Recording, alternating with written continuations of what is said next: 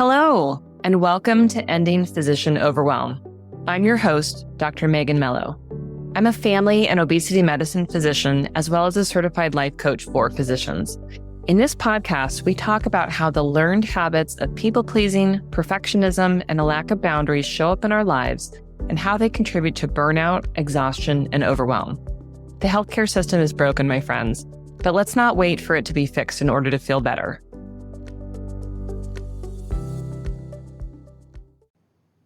Well, hello, my friends, and welcome to another episode of Ending Physician Overwhelm. As always, I'm your host, Dr. Megan Mello. I was just thinking that I say hello, friends, and oddly, I do have a lot of friends who listen to this podcast. In particular, I just want to say a big shout out to members of the EntreMD Business School, many of whom are listening right now, and many of whom have become good friends of mine. If you don't know what I'm talking about, I participate in a coaching group for physicians in business. It's primarily geared towards women physicians who have businesses of all kinds. And we just got together for our most recent retreat, which happens about twice a year. And it was just an amazing opportunity to come together with a group of like-minded physicians who are really trying to change the narrative of what it looks like to be a physician in business. Some of them have their own clinics, some of them have coaching practices, some of them have products or are speakers, but it's just an amazing group of humans. So to all of my EBS brothers and sisters, just mwah, I love you so much. Thank you so much for listening. All right, let's get into it. So today we are talking about the idea of control versus freedom. And apologies, I was reading something of this idea of you can have control or you can have freedom, but you can't have both. And my apology is that I can't remember where I read it or heard it, and so I can't attribute, but I'm just going to say I didn't come up with it. And I thought it was just such a brilliant idea and framework for thinking about what do we want for our lives. And I think if you're like me, and if you're listening, you probably are at least a little bit like me. You probably err a little too far on the side of the control end of the spectrum, right? Really just feeling that control is necessary. And maybe if I can control the situation, if I can control the circumstances, if I control other people, including maybe my children, my patients, right? My staff, if I can control things, then I can protect myself from some imagined harm or a real harm, right? That happens too. But I really wanted to dive in and talk about this today because I think it's just a really interesting way to think about it, of control versus freedom and how those two things are opposed to each other. And I was thinking of a few synonyms, that we could use instead of control and freedom. So we could think of rigid or structured versus flexible and a little bit more free form. We could think of something as being tight versus something being relaxed.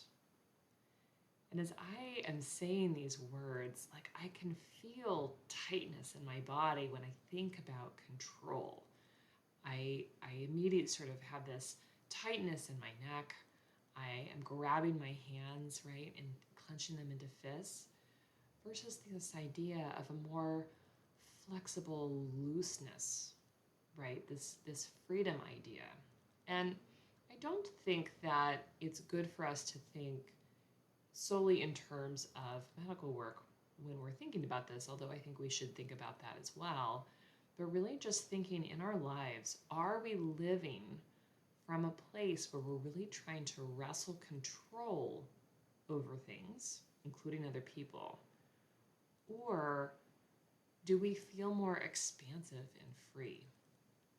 Do we feel that we trust ourselves to handle what comes? There's a great quote from Dr. Becky Kennedy, who I've mentioned on the podcast before. She is a clinical psychologist and works primarily with parents and families. And she says that anxiety is uncertainty coupled with a lack of trust in your ability to cope with something. Let me say that again. Anxiety is uncertainty uncertainty coupled with a lack of trust in your ability to cope with something, right? We will all face uncertainty. Nobody saw the pandemic coming from, obviously before it started to rear its ugly head, right? We never could have predicted what it would feel like to live through a pandemic in this day and age, right? There was so much uncertainty about it, even if statistical modeling sort of predicts, right, that it's going to pop up every so often. Many of us living through that did not imagine that we could have so much uncertainty as the pandemic unfolded, right? It's a good example that uncertainty is inevitable. What we experienced, right, is that we had a lot of assumptions that things were certain, right? It was certain that our kids would go to school. It was certain that we would work in our workplaces, right, rather than from home. We were tricked by just the normal rhythm of certainty, feeling that, of course, those things are going to happen and continue. But really, anything could happen at any time. And, if we sort of come to this place of, okay, where do we fall in the control versus freedom thing as we think, gosh, anything could happen at any time. I want to be flexible, but not totally loose. I want to be thoughtful and with reasonable preparations and protections in place, but not so rigid and structured that I don't live my life. And I think a lot of us want that. And I think, again, a lot of us who are here fall more into that control, tight, rigid, overly structured kind of mentality, if you will. And we would like more freedom, more flexibility, more looseness, but we often don't really know how to get there. And it may feel like, okay, we can pick one or the other, but not both. I want you to see them as a spectrum, right? We've got control on one end, we've got freedom or flexibility on the other. We probably want to be somewhere in the middle, really. We want to be able to relax. We want to be able to pivot and be flexible. But we don't want to be so loose and so relaxed that there is no structure, right? And nothing ever gets done and no one can trust us. Now, I would argue that outside of really extreme depression or burnout, none of us is going to become catatonic in that way. We are not going to not have structure, not be dependable, reliable. We are not going to flip from one side to the other, although that is a very common fear that we have. If I let go of this tightness, of this rigidity, then I'm just going to be a lazy mess of a human being. It doesn't work that way.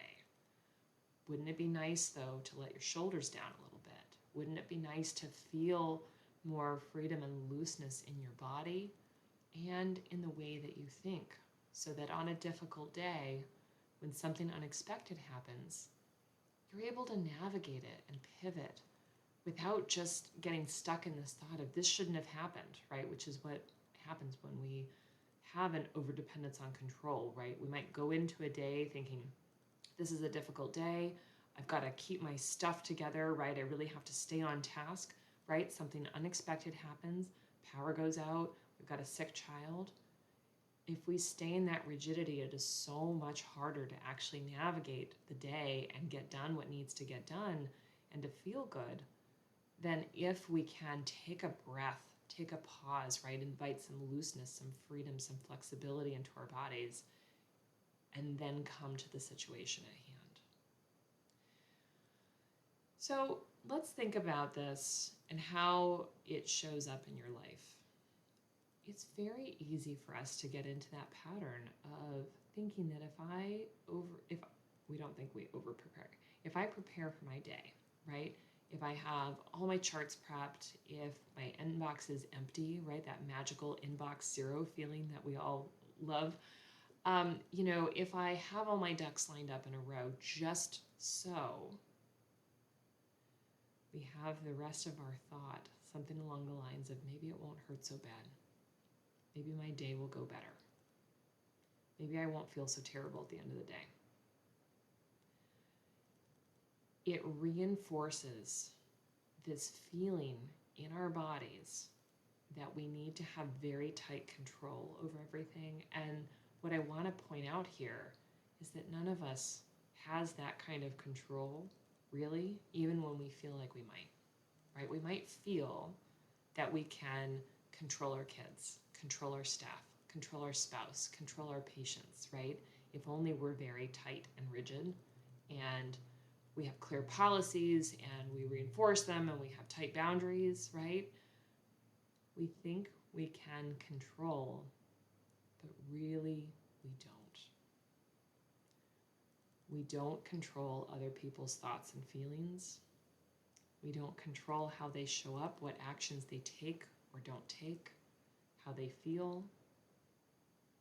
We don't control any of that. And that is not a lack of some critical action on your part. That's just the way it is. And I would argue, if you really step back and think about it, if you think about all that work you put into prepping everything and making sure the inbox was completely clean every single second, and imagining that you can control all these other people, you are spending so much energy to do that even if you keep all your ducks in a row, you are going to be so exhausted and spent and probably numb by the end of the day. And I bet we could all tell stories about times that that's happened to us.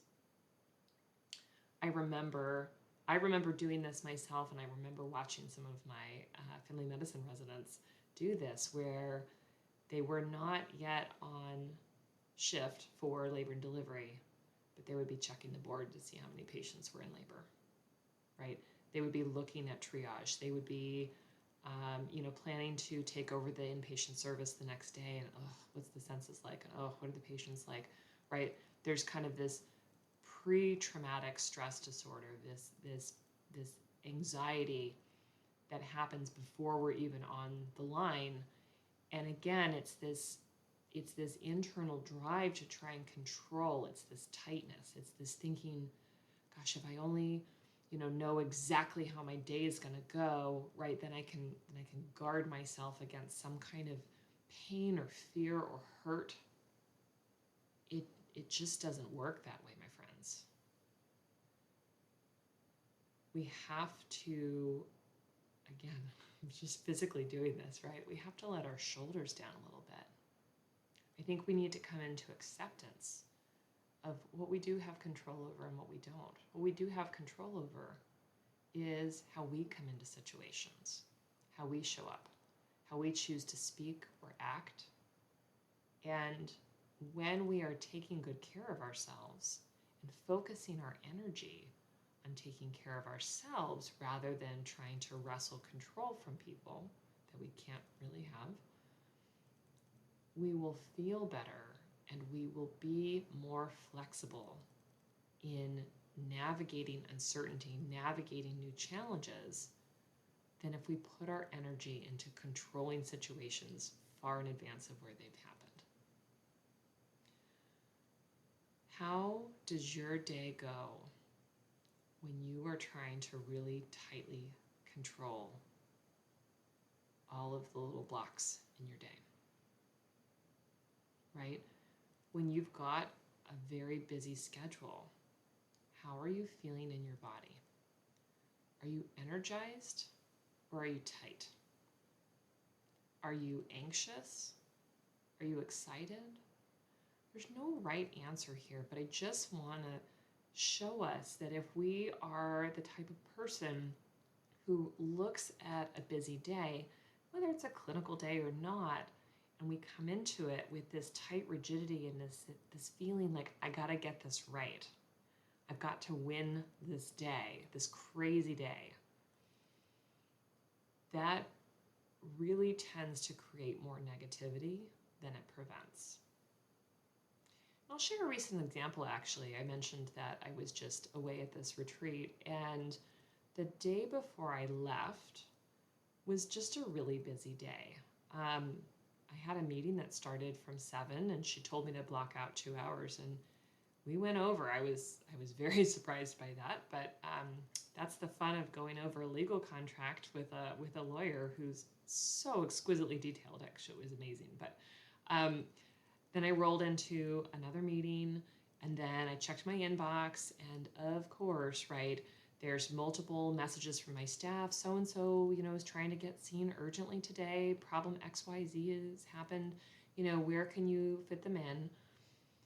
And I had to take a breath and say, oh, nope, can't do that today. So I was in clinic for the afternoon, and then it was curriculum night for my middle schooler. And then pretty soon after that, it was time to leave for the airport. Somewhere in there, I managed to get some dinner, and I did take breaks to eat and everything. But it was just a very tightly scheduled day. And in the past, I would have navigated such a day with a lot of tenseness and anxiety, especially when things kind of dribbled, too close to the timing for the next thing. But I've done enough work here to be able to remind my body to relax and to be able to mentally say, I know that everything that needs to happen is going to get done. There's probably going to be some things that are less important that aren't going to get done. There was a few notes that I didn't finish, for example. There were a few things that were not critical that didn't get packed before I went to the airport to fly out on a red eye. By the way, I've made a decision. I don't think I'm going to do the red eye as much as possible. Oh, I was a little bit disappointed with myself when I picked that, but I remember the prices were weird. Anyway, I digress. Everything that needed to happen, happened. And I chose to set boundaries because I needed to in order to make sure that I got to the really important parts of my day, right? I needed to show up for my middle schoolers' curriculum night so I could find out what was going on, right? That was important to me. I obviously needed to see my patients, and I did offer to add somebody, but ultimately it didn't work out. She went someplace else, so everything was fine. But I needed to do it very much within my own boundaries. What was going to work for me? I couldn't add her to the end of the day, right? I could only put her into a certain place. The flexibility that I navigated that really busy day with was startling to me. Not startling, because it's definitely happened before because I've been doing this for a number of years now. But I just look back at how I would have navigated that even, 3, 4, 5 years ago. It's far different. And so I can look back at these kinds of experiences and see how we can shift the way that we, or maybe the position that we are on that control versus freedom spectrum, that tightness, that rigidity versus flexible and relaxed. I even laughed about it with some of my patients. I said, yep, I've got a busy day today. Of course, lots of things are going on, and I'm so happy to see you. Let's talk. I'm flying out later tonight. My patients were so kind and supportive, and I think, just able to be a real human with them. And again, that's also something that I really value, and it feels like a freedom. It feels like a flexibility. And it's because I've chosen to be taking care of myself in such a way that I prioritize my health. I prioritize my well-being. Is it perfect? No, of course not.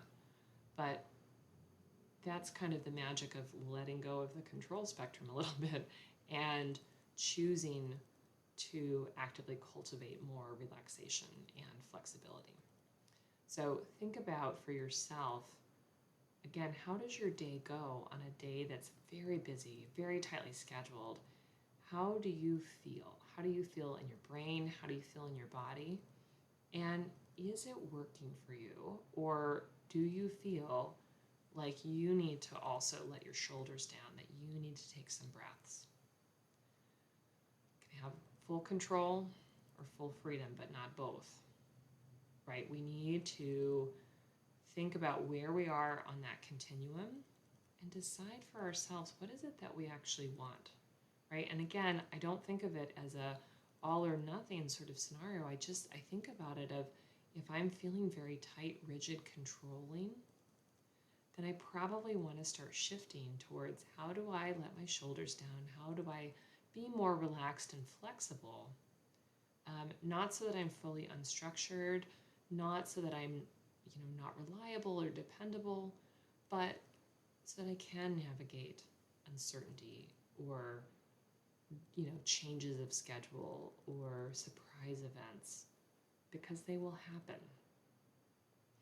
I think a lot of us as physicians are not very good at spontaneity, right? We are good at responding in emergencies, right? We sometimes over-respond to anything that someone implies is urgent, even if it's not a life-threatening emergency, right?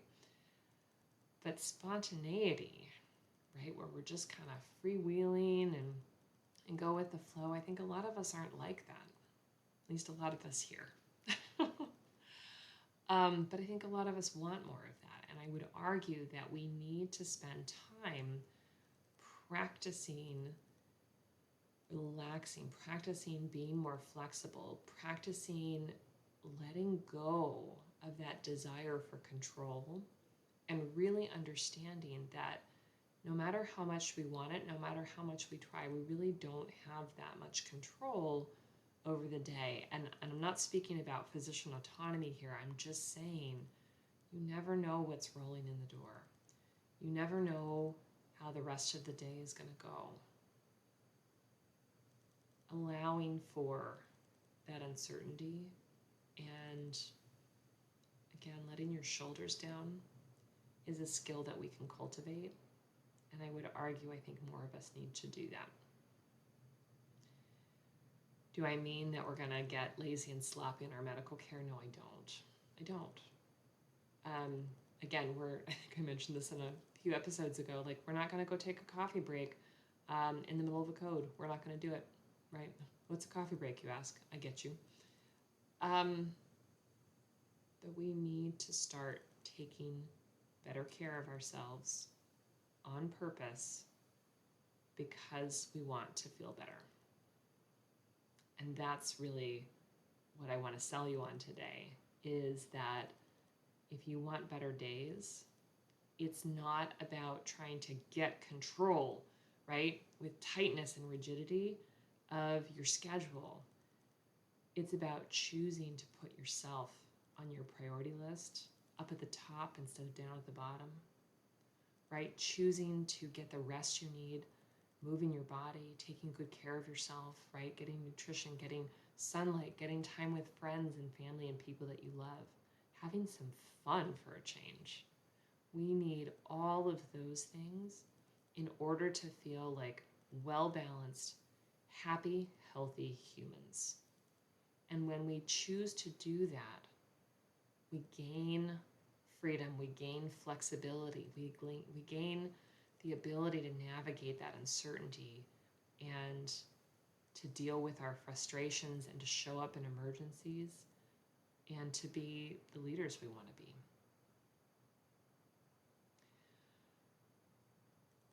I hope that helps.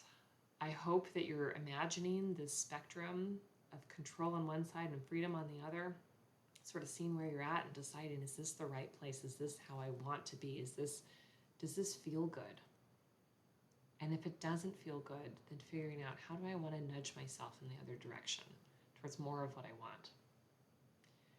And on that note, I do want to share something that I am so excited to be announcing, which is that I am launching a new group program for women physicians, which will start December 1st, 2024. So if you're listening to this in real time as the episode comes out, there is plenty of time to get signed up, but there are some early bonuses if you sign up early, so please don't wait. This group program is exclusively for women physicians, and it's really built around trying to bring some of these principles that we talk about on our podcast. My podcast, it's not our podcast, it's my podcast. You're here with me. I'm trying to bring these principles into practice for you in real tangible ways. So in this group, we will meet weekly. We will talk through some of these same ideas. We're going to talk about boundaries. We're going to talk about sleep. We're going to talk about how do I put these important things in my life. We're going to talk about how broken the healthcare system is and that we're not going to wait for it to be fixed before we feel better. And we're not going to be stuck believing that either I suck it up and deal with this or I have to leave medicine. I'm so tired of that. Leave medicine if you want to. If you want to go and open a bakery or pursue some other passion, absolutely 100% do it. If you want to stay home with your kids because that's what's really calling you, do it. But do it for the right reason. Do it because it's calling you, not because you are letting yourself be pushed out of medicine. I don't say that to imply any weakness. I just think too many women physicians are feeling like their only choice is either I suck it up and keep dealing with it or I have to leave. And that's so heartbreaking. I am ready to disrupt that narrative, but we need to work together in order to be successful, because each of us doing it on our own in silos against big healthcare telling us what we can and can't do, it's not working. Ooh, that got a little feisty pretty fast. Long story short, join me.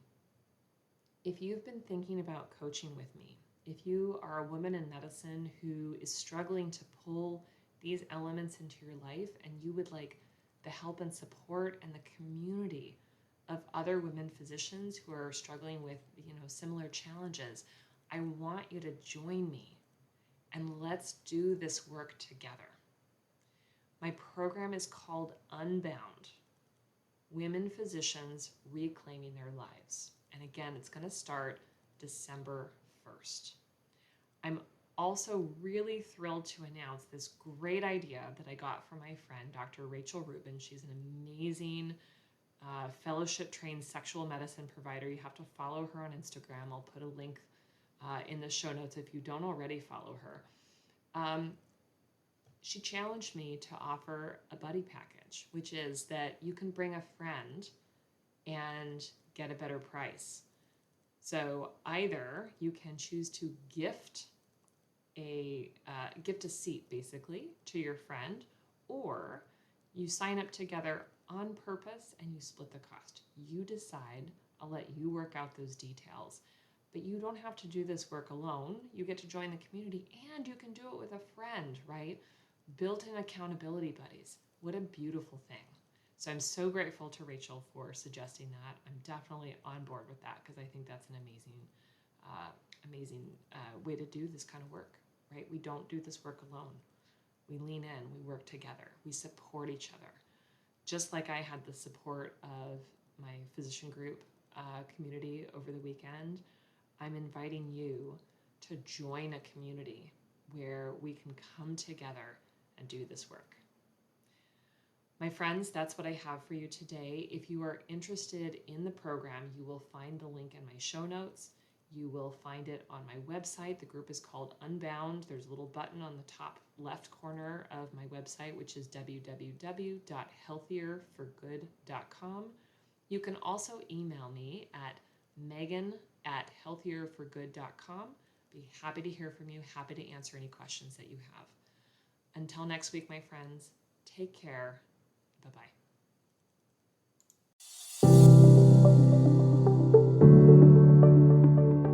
Well, that's our show for today. Thank you as always for listening. To learn more about my coaching programs, head to www.healthierforgood.com. And if you love this podcast, please drop us a review on iTunes or support the show by clicking the link in the show notes. Until next time, take care.